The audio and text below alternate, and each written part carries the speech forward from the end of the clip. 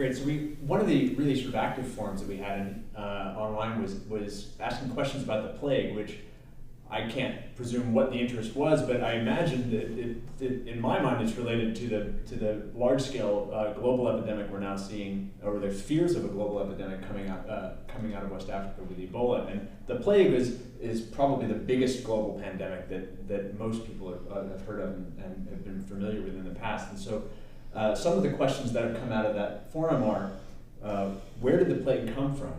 How did it end? What caused the end of that epidemic? And what can we learn about the end of that epidemic that might inform how future pandemics might be controlled or might end on their own?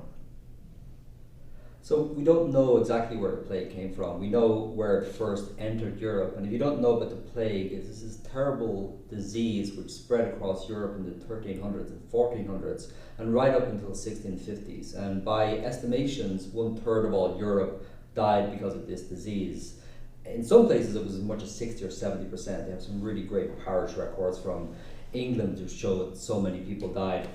We know it entered Europe in Genoa and then very rapidly spread, and the suspicion is it came from the Far East, and it's a disease which is also spread by fleas of rats, so there's a complicated disease transmission.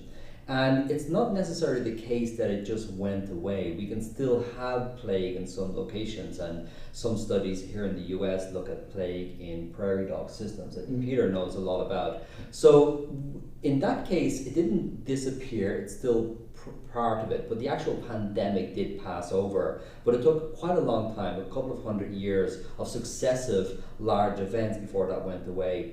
Why did it go away? Well, people had a greater insight into control. So we know from a lot of really good historical records in Florence and throughout Italy about how the municipalities got together and mandated quarantine events. Quarantine is a word that comes from the Italian 40 giorni, which is 40 days. So individuals were able to put into place aspects of control of diseases. So we overcame that, but it took a lot of thinking on the fly.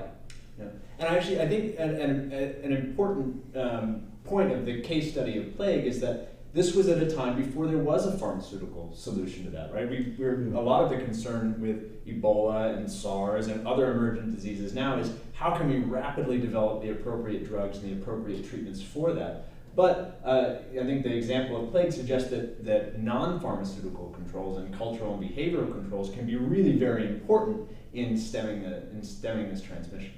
So when I used to walk to school in Britain every day, I had to walk past the plague houses. Uphill both ways. And there are these plague houses all throughout the British countryside where these people were actually sent. But the impact on countries like Italy was phenomenal. It took Italy, 600 years to recover. Yeah. They were basically, most people were dead. Yes. It was a huge impact on the population. It seems to me that one of the interesting things about the plague case and some of what's coming out of West Africa at the moment is the fundamental knowledge of the biology, how the transmission is working, how the whole process is going. That makes a huge difference to what you do. And in plague times, it was all a mystery. There's all this strange thinking about what was going on. Nobody understood it. Till you have the germ theory of infectious disease, it's very, very hard to control these things. People used to think malaria came off some smell of the swamps, and cholera was a nasty vegetative process. It's weird things. And when you understand things, it controls better. And you see in West Africa now that where the understanding does not exist, then there's awful problems controlling it. But there's a lot of similarity between plague and the Ebola outbreak at the moment, because both of them are highly spatial. So they would come into a town, there would be a burning, there would be an outbreak of the disease, and then it would flip like a spark from a fire to another town, and it would set it off again. And that's exactly what's happening with Ebola, because people are rushing back to their villages and places to get their health support from their family, and that's setting off localized little outbreaks. It's very interesting, though, in the absence of the information that we have, both how to intervene, but also just the general germ theory. Yes. And what's causing it. Yeah. Quarantine is what works the best. So I would add a point to that. So even in the Roman Empire, we knew the malaria, which is again an Italian word for bad air, we knew what was causing us swamps, and Vitruvius, the Roman architect, built swamps in various places, built barracks in various places to avoid the presence of malaria.